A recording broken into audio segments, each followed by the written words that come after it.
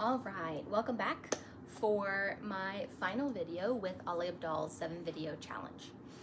Today's video is reviewing the process and what I've learned. I think that this was so beneficial for me. I've been wanting to start a YouTube channel for quite a while, and this was really the push I needed to get going. I definitely fell off for a few months. Work and life got a little bit crazy and I didn't make time for it, but in true challenge fashion, there's a time limit, and so that really got me back on the horse. And the biggest thing that I learned is done is better than perfect. And that's something I've always known. Obviously, like being a creative, it's better to create than to sit on something and try and make it perfect before releasing it. So it wasn't until this challenge process that I really felt and believed that. I definitely, in part of my pause in these videos was nervousness about how are these videos gonna look and are they gonna be good enough. And once I got to that time crunch and I was just like, I just need to do the videos whether or not they are as good as I want them to be. And then I actually started churning them out and I realized, oh, I see. Yes, done is definitely better than perfect. I feel like if I hadn't had this challenge, I would have been just thinking of videos and not confident that I could do them how I wanted them to be, and so then I wouldn't do them at all. And the videos I've done are perfectly good, perfectly fine.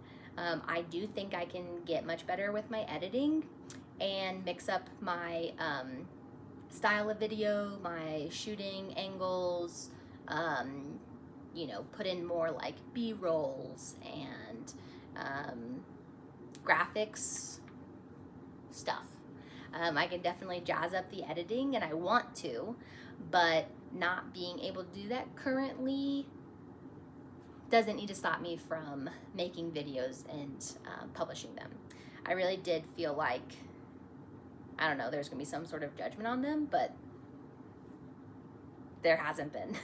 They're just one of many YouTube videos out there, and my friends are watching and supporting me, and I've definitely noticed a huge decline in my anxiety around filming these and posting them. It's gotten just easier with each one, so the repetition really is key.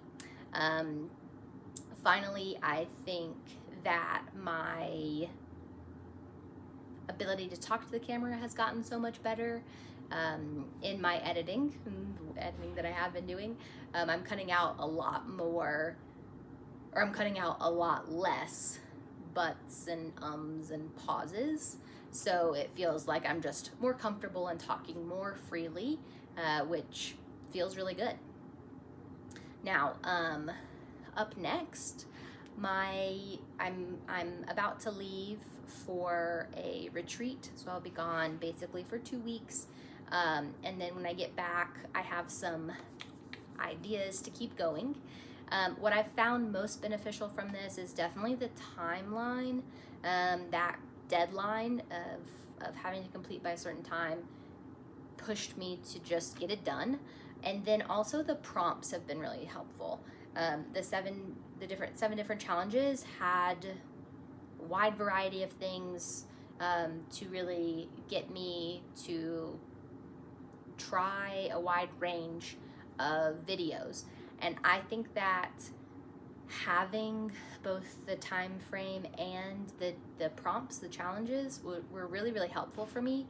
And so I intend to follow a similar path when I am back from my 2-week vacation.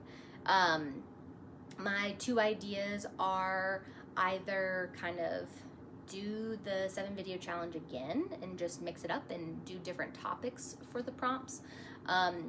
Or one thing I've been playing with, which I'm really hoping to be able to do, is I've been very into Project Runway and Next in Fashion, which are both fashion design competitions. I, as I mentioned forever ago in one of my videos, I have been trying to revamp my wardrobe, and I had a consultation with my best friends, Corey and Corinne, to discuss different proportions to try on my body and different like silhouettes to try. So I've been exploring with that, and I'm liking some new things that I'm doing. So my thought was I can potentially take a season of Project Runway or Next in Fashion and take those challenges that they did and make my own. I definitely would not be making from scratch as the designers do. My thought is go thrift items and then alter them to, you know, meet the prompt basically.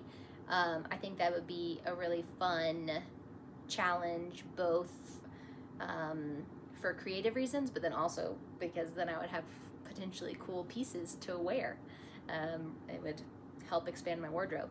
With that, I would definitely give myself time constraints for each challenge, and hopefully be able to, you know, complete those in a timely manner. As for accountability, I feel like now that I've got some momentum, and as I mentioned, my friends are watching my videos. When I went on my pause, they asked me a few times like, hey, when's that next video coming out? So thankfully I have that as an external accountability, but also right now I don't currently have a job. My intent is to take some time to pursue some of my creative ideas, and so I think that my current momentum and the time off and my intent to really like jump into his creative ideas will be enough to keep me going. So overall, I think that this 7-video challenge has been amazing. I highly recommend it to anyone out there, especially since you know, you pay for information, you get education from a professional, and then if you complete it in time, you get your money back. So essentially, you're investing in yourself, but then get a little prize at the end, and if you do complete it in time, it's free. So if anybody who's watching wants to start their own channel, I highly recommend checking out Ali Abdaal's 7-video challenge to see if that's the right springboard for you to dive off into the deep end. All right, I will take a couple weeks off, and then I will absolutely see you very soon with some new videos. Have a good one.